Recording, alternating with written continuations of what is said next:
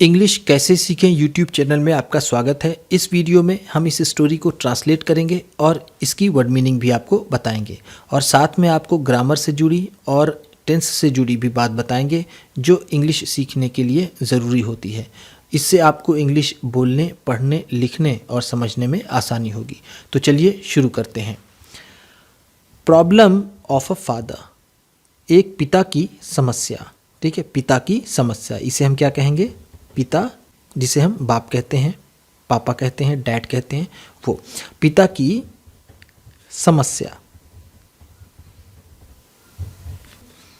चलिए, a man had 2 daughters, एक आदमी के 2 बेटियां थीं। डॉटर्स का मतलब क्या है? बेटियां, या फिर जिसे हम पुत्री कहते हैं। 2 बेटियां थीं। He got his first daughter married, उसने अपनी पहली बेटी का विवाह कर दिया। मैरिड का मतलब क्या होता है? विवाह करना या फिर शादी करना। उसने उसकी शादी कर दी। टू अ गार्डनर, एक माली से। गार्डनर का मतलब क्या है? माली, जो बागीचों को देखता है। एंड और द अदर, और दूसरे वाले की, टू अ पॉटर, एक कुम्हार से। पॉटर का मतलब क्या है? कुम्हार, जो मिट्टी के बर्तन बनाते हैं उसे कुम्हार कहते हैं। तो एक आदमी के 2 बेटियां थीं, उसने एक की शादी माली से कर दी और दूसरी कुम्हार से कर दी। देखते हैं क्या समस्या आती है इसमें। वन डे, एक दिन, he went to visit his younger daughter, एक दिन वो अपनी छोटी बेटी से मिलने गया। Went to visit, went to visit का मतलब क्या होता है? वेंट जैसे बना हुआ है गो से, तो हम कहेंगे गो टू विजिट। तो इसका मतलब क्या होता है? मिलने जाना। क्या होता है? मिलने जाना। तो वो उससे मिलने गया। यंगर, यंगर का मतलब क्या होगा? छोटी। यंगर डॉटर छोटी बेटी, एल्डर डॉटर बड़ी बेटी। तो वो छोटी बेटी से मिलने गया।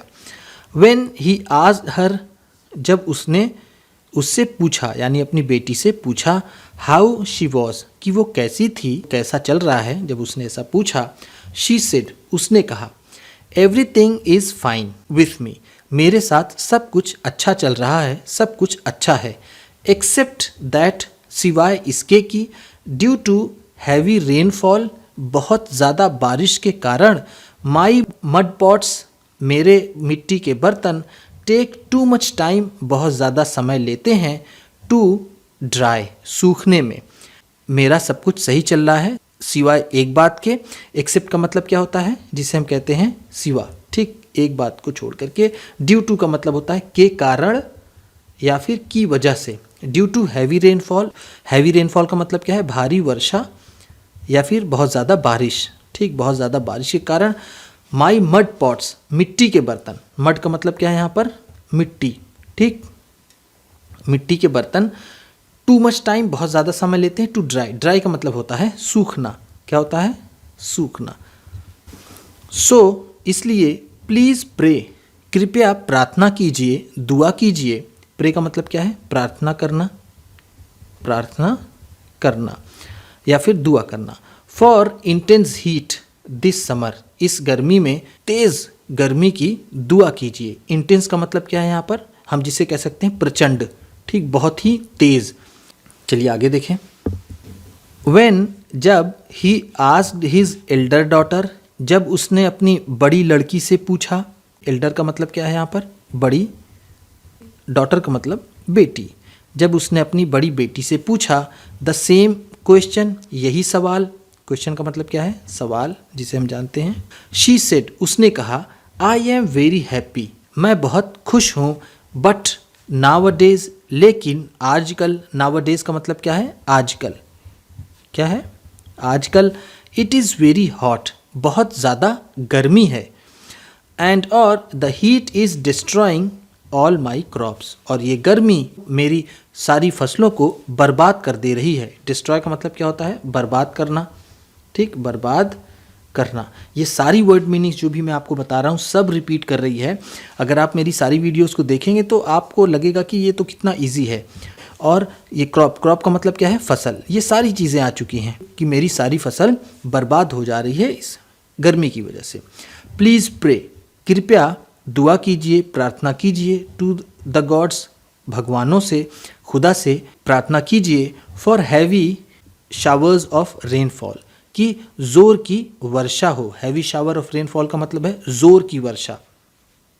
सो दैट, ताकि, सो दैट का मतलब क्या है, ताकि ऑल माई प्लांट्स, कि हमारे सारे पौधे, एंड क्रॉप्स और फसलें, कम टू लाइफ अगेन, फिर से जीवित हो जाएं। आप दुआ कीजिए कि ज़ोर की बारिश हो जिससे हमारे सारे पौधे और हमारी सारी जो फसल है वो फिर से ज़िंदा हो जाए।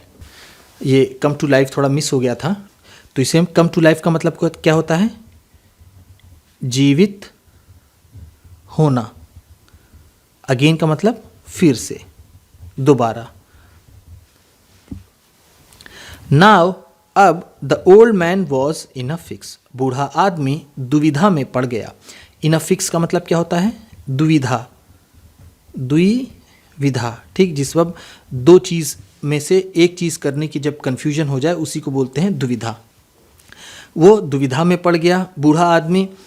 व्हाट टू डू, कि क्या करें। व्हाट टू डू का मतलब क्या होता है, क्या करें, क्या करें। वन आस्क फॉर रेनफॉल, एक वर्षा को मांगती है। आस्क फॉर का मतलब क्या होता है, मांगना। ये फ्रेज है, एक साथ इस्तेमाल होता है। आस्क फॉर, मांगना। रेनफॉल, वर्षा को मांगती है, बारिश होने को कहती है। वाइल, जबकि, वाइल का मतलब क्या है, जबकि द अदर फॉर द सन, जबकि दूसरी सूरज को मानती है, यानी ये बारिश न होने को मांगती है। मोरल, इसका मोरल क्या है, इसकी नैतिक शिक्षा क्या है, नैतिक शिक्षा क्या है इसकी, इट इज़ नॉट पॉसिबल, ये संभव नहीं है, टू प्लीज़ एवरीवन, सभी को खुश करना, सभी को खुश रखना संभव नहीं है। पॉसिबल का मतलब क्या है, संभव। और प्लीज़, देखिए एक चीज़ यहाँ ध्यान दीजिएगा, एक ये प्लीज़ है और ये प्लीज़ है, दोनों की स्पेलिंग बिल्कुल सेम है। इस प्लीज़ का मतलब होता है खुश करना, खुश करना, टू प्लीज़ एवरीवन, ये वर्ब है। और ये क्या है, ये देखिए प्लीज़, ये भी देखिए दोनों की स्पेलिंग सेम है। प्लीज़ प्रे, कृपया दुआ कीजिए, प्रार्थना कीजिए, और यहाँ पर है प्लीज़। यही सारी चीज़ें होती हैं जो हमें सीखना है कि किस वर्ड को कहाँ हम इस्तेमाल करते हैं। तो प्लीज़ का मतलब है यहाँ पर खुश करना, एवरीवन मतलब सभी को खुश करना संभव नहीं है। तो इस तरह से उम्मीद करता हूँ कि इसमें बताई गई वर्ड मीनिंग्स आपको अच्छी लगी होंगी, और आप भी जो वर्ड मीनिंग आपको अच्छी लगी हो या फिर जो आपको पहले से ना पता हो उसको कमेंट बॉक्स में ज़रूर लिखिएगा कि ये वाली वर्ड मीनिंग आपने सीखी या फिर ये आपको बहुत अच्छी लगी। इसी तरह की वीडियोस पाने के लिए हमारे चैनल को सब्सक्राइब कीजिए और अपने किसी न किसी एक दोस्त को इस वीडियो को शेयर कीजिए, और अंग्रेज़ी सीखने के लिए हमारे चैनल से जुड़े रहें। तो चलिए मिलते हैं फिर अगली वीडियो में।